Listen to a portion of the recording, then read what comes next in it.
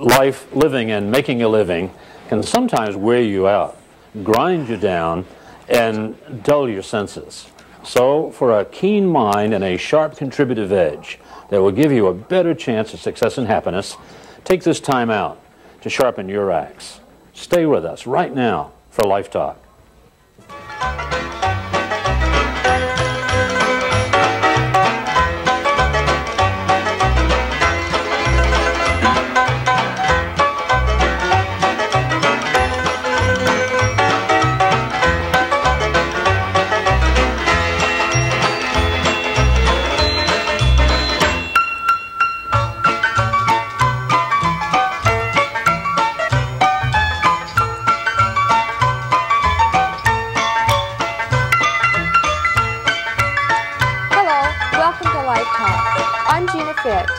And we'd like to welcome you to another in our ongoing series of verbal essays brought to you in this television format.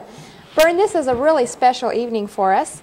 First of all, it's been a whole year since we began this show. This is the 52nd show, which is right precisely on a year. We actually started filming on September 30th, but they saw fit to repeat some of them, the more popular ones. And but we chose this particular one more or less to say this is the year on the show, and it's a real milestone for us. And it's right in concert, if you would, in accordance with the Christmas season and the holiday season. And so we thought we would kind of change the format a little bit. I'm sure people have noticed, and I certainly feel really dressed down. Oh, this is just about as casual as I get, and I had to work at that, But no, I think it's time to kind of reminisce, to possibly review some of the things we've done in the year without making it, too much, and to maybe look forward a little preview about some of the things we want to cover this next year, and certainly things that we want to do again. Yes. To me, around the holiday season, whether it be Christmas, Hanukkah, or the New Year's, it's a time for both reminiscence and dreaming. To realize that, people talk about Christmas being a happy time and Hanukkah being fulfilling for them and what have you. But I'll tell you, when you do what we do, it's not just the TV show. It's day in and day out. The seminars every week, coaching and consulting and talking with people. Every day is a Christmas card for me. I've really enjoyed this past year, and having the TV show certainly enhanced that, gave it another dimension. Absolutely. And I'll never stop being grateful for all the people who have called in, who have said that it's been meaningful to them. They've picked up ideas and concepts that seem to have favorably affected their lives, and that's kind of nice. I do know one thing. I'm certain that there are a lot of people who are having a happier holiday this year than they might have had without the show. We've talked about forgiveness and how to do that. We've talked about commitment, and we've talked about strengthening ourselves, recapturing authority and esteem through the life formula. We've talked about goal setting, and we've covered a lot of ground. Bern, we've had some wonderful calls coming over the past year from people who felt like the show really did make a difference in their life. It gave them another perspective from which to view their potential, their possibilities, and perhaps the power that they can have in their life. It's kind of fascinating, too. One of the things, the show has been about living, or life living and making a living. And I've been delighted at how many people have responded to the show when we got to the make the living part. Yes. Now, to us, making a living is getting into sales, getting into business, being independent, being free, taking advantage of the free enterprise system, and stepping away from if you would, from the capitalistic system, and getting into the free enterprise environment. It can be a very exciting experience. And some of these things we've been talking about, the consumer might say, well, that doesn't apply to me, but it sure does. Certainly does. I know it's often been said that everyone is selling something all the time. Now, this particular show that we've been doing on selling goes way beyond that kind of selling. But what I'm thinking about is that we can prepare the consumer to receive salespeople into their lives. I've always been a little bit put off. I think I might have mentioned before about let the buyer beware. I've always thought that was inappropriate. I'd rather have the buyer be aware.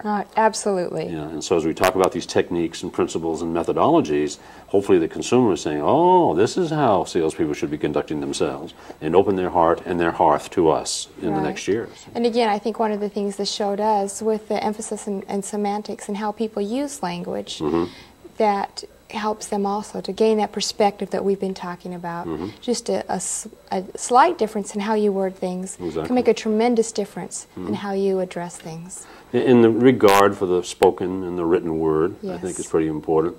I don't know if this is timely or not, but I know, for example, that you know, come the holidays and we begin to accumulate these kinds of things, I mean, like cards, and you know, there's always the humorous one, and then of course there's one focusing around nature, and then the bells and the birds and joy to the world, you know, this kind of thing, and all delightful, and I appreciate every card that I get, but every year I get kind of, it just doesn't say it completely, and so I typically will get into writing my own, and I go get them printed and whatever, and I send them out, and I think I sent you one this last year, and I hope it was well received because it was well intended.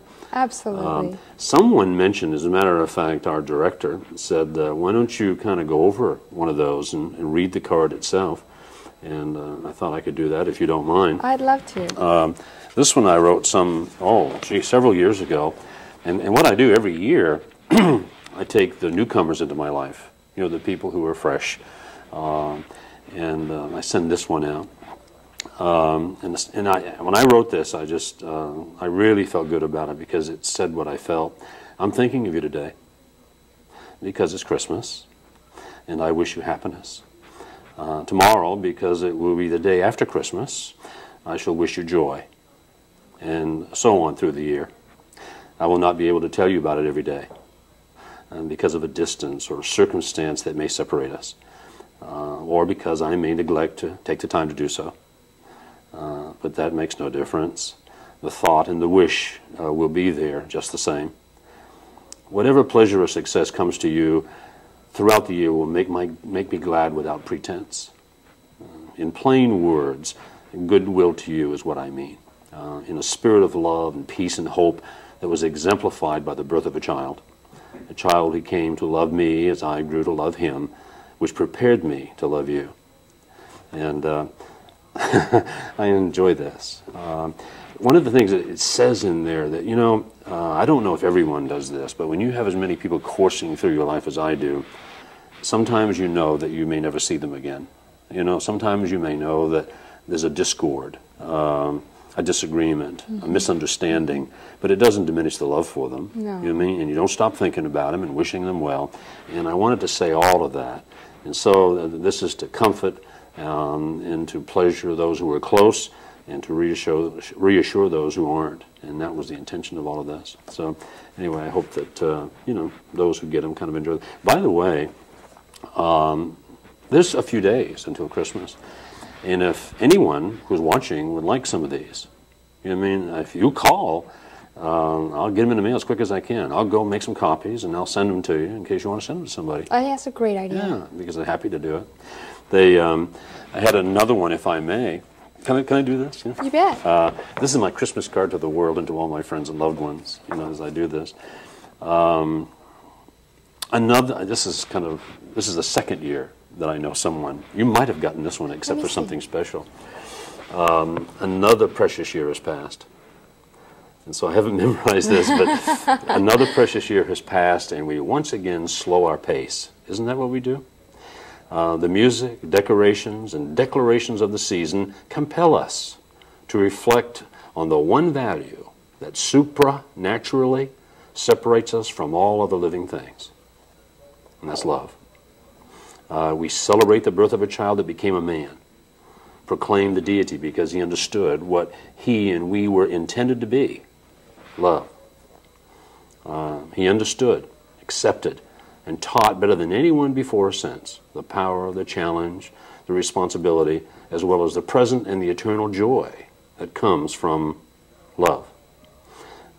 It is through our cards, gifts, letters, and calls that we seek to reveal and manifest what we feel for each other throughout the year. Love. So in spite of any differences or distances, considerations or conditions, and because of who you are and who I want to be, you should know and remember that in these days, as in those past and future, there is one constant intention for you. Love. Always. So That's great. I didn't have that one. Thank you. Thank you, Bern. Actually, this is not the one you gave me last year. No, this was last year. This was going to be this year. But I thought I would kind of, do something fresh. One of the things we've been doing throughout the year, at least the intention is to inspire, to stimulate people to think. Mm-hmm. You know what I mean? To wonder, to examine, to experience, to not accept things at face value, to always ask why. We're often so complacent that we don't take the time. It's a little unsettling and very disconcerting to ask the questions. It's easier not to ask the questions in the short term, but I think in the long term it's much more difficult to live your life without asking the questions. Oh, there's no question. I know it's painful sometimes to go back and to reminisce, and I'll tell you, difficult for a lot of people to go forward. Yes. Remember we spoke of telesthesia last year, the capacity of the mind to go forward and have a full sensory experience, just as we do in a nostalgic way, and imagining what it's going to be like when we, fulfill ourselves. And it's an exercise that too few people do. Typically when we go forward, we go to wonder, and to worry, and to wish, and to want, rather than to celebrate. And that's a lot of what this has been about this year, and certainly we'll be reviewing that. And some of these applications that we're talking about, I want to kind of focus in, take some risks this next year. And one of the things I really like to spend maybe a whole volume of essays on, that would be about 4 weeks, is things like racism. I mean, I hear it, I feel it, I see it, and it's just something that needs to be addressed.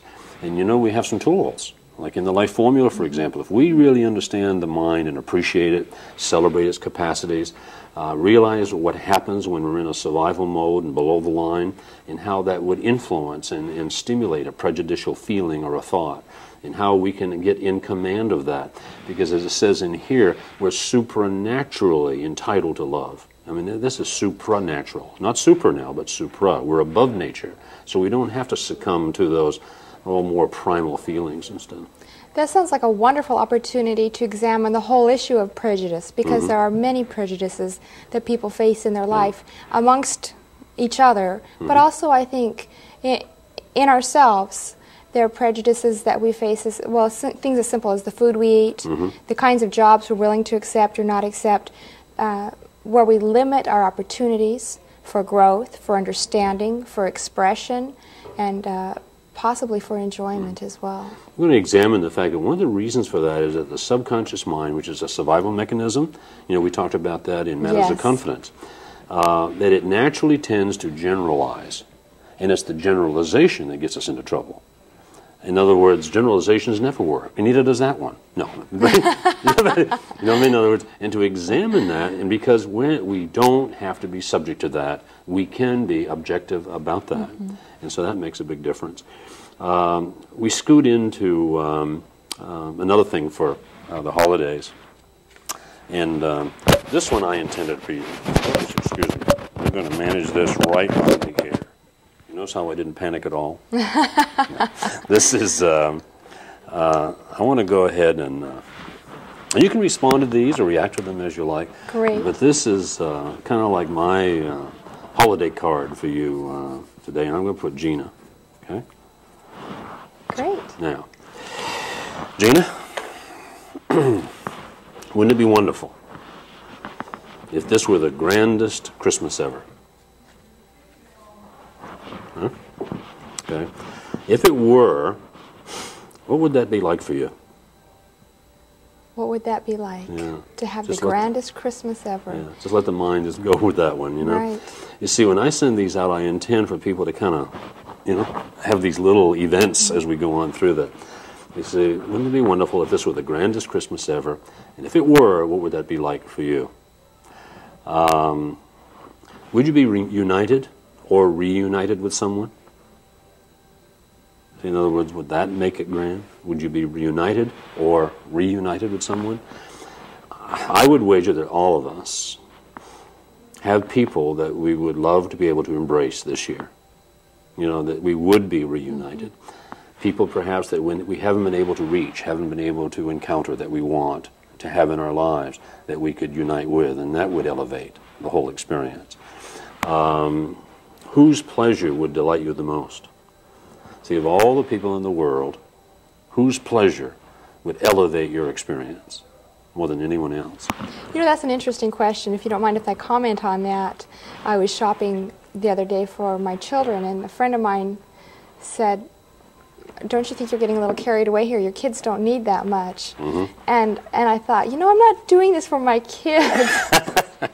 From me. I enjoy giving so much. To me, the anticipation of seeing the looks on their faces when they unwrap the gifts and their pleasure is much more rewarding to me than any gifts I may receive, and I'm sure most people feel that way.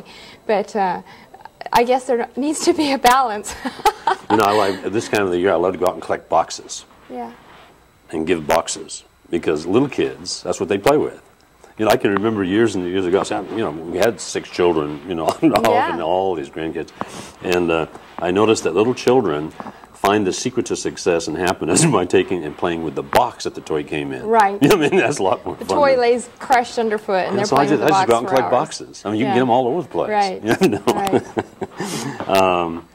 What has never been that you've often dreamed for? So that's kind of a nice thought. What has never been that you've often dreamed for? Where would you be if not where you are? See, where would you be if not where you are? I mean, let the mind go with that one. Because there's a whole world at our disposal.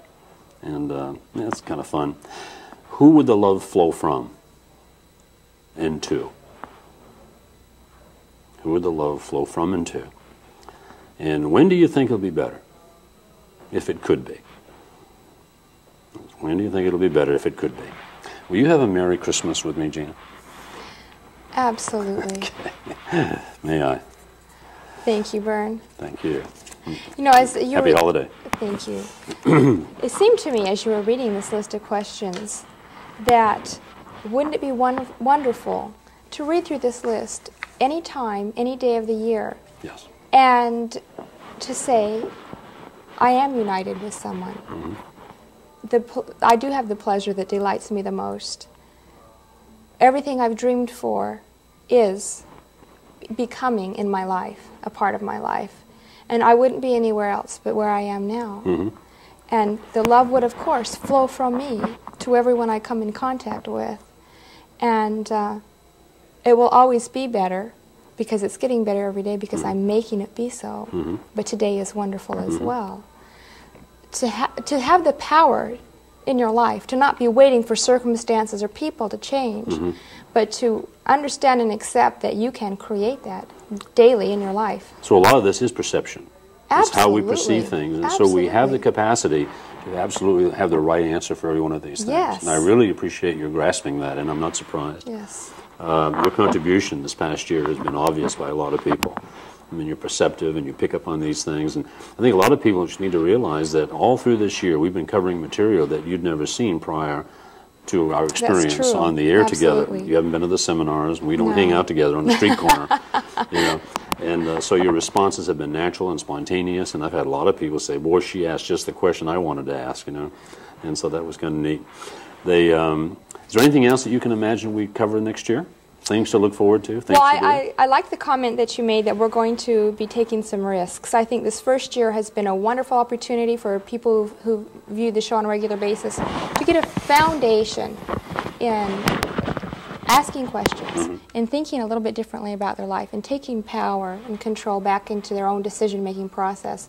And I think it is time to take a few risks, to ask ourselves deeper questions, to maybe go a little further afield and trying to really make a difference. Some of the risks, I think, that need to be taken as much as anything is to look at what is normally perceived as conventional wisdom. Yes. Things that are being said by the gurus and the masters that probably really aren't very accurate oftentimes.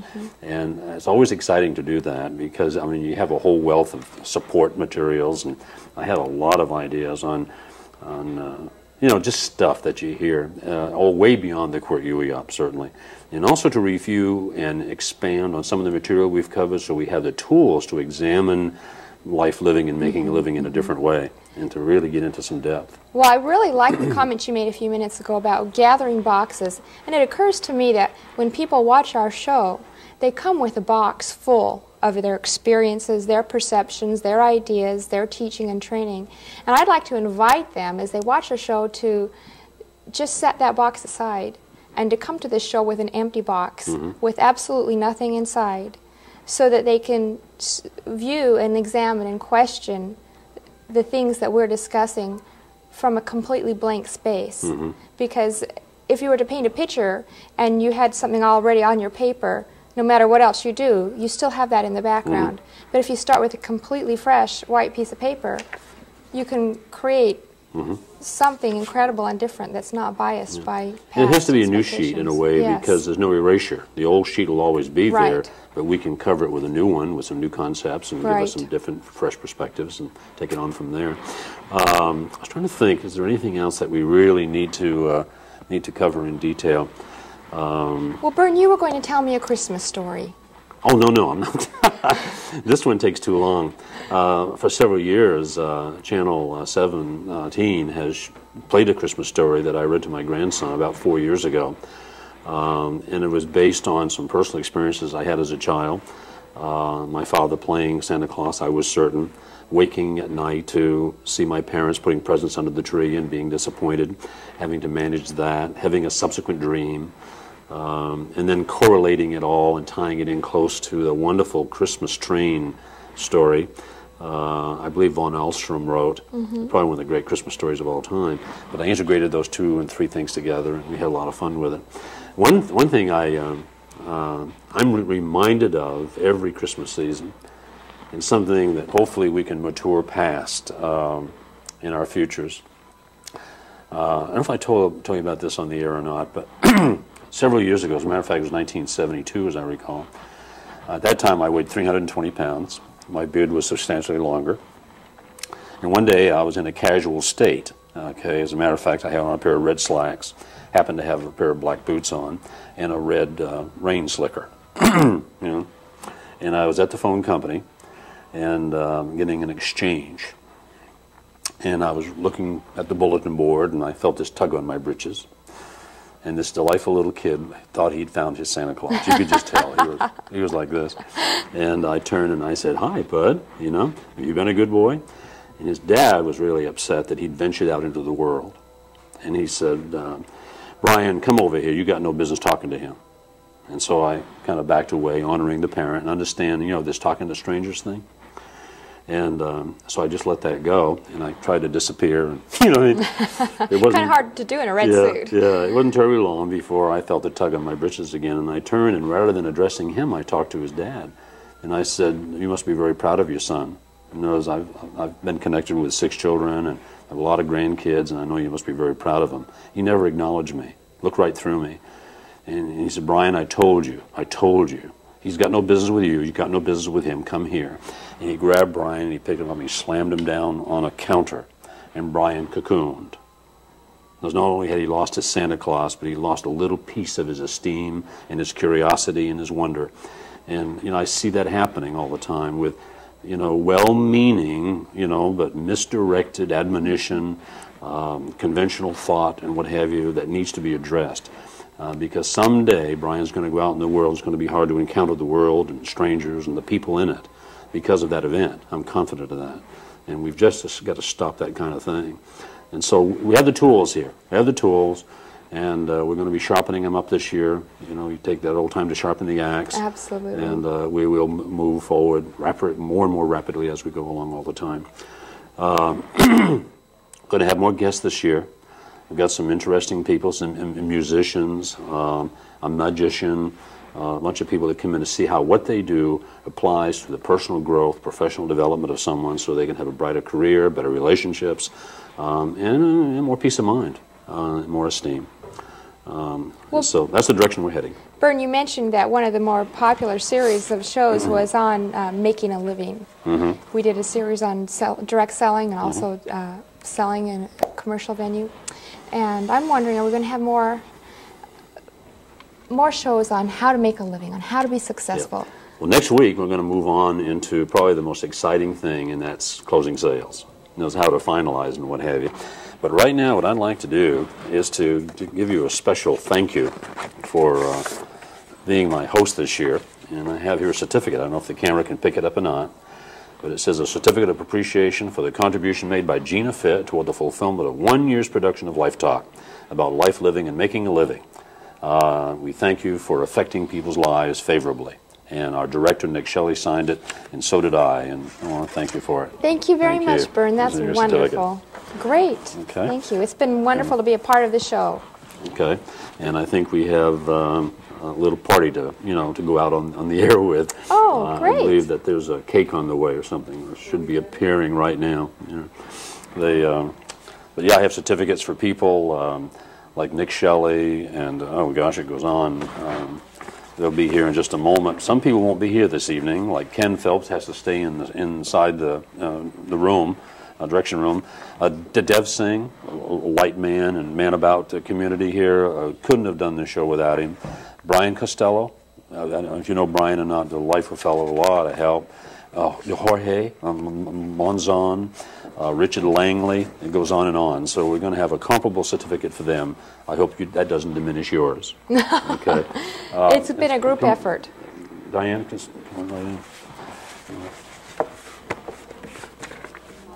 Yeah, just walk in on it. This was fine. Bring it on over, and we can take a peek at this and let everybody see it. And thank you. That's really nice. Oh, that's wonderful. Yeah, we'll turn this rascal around.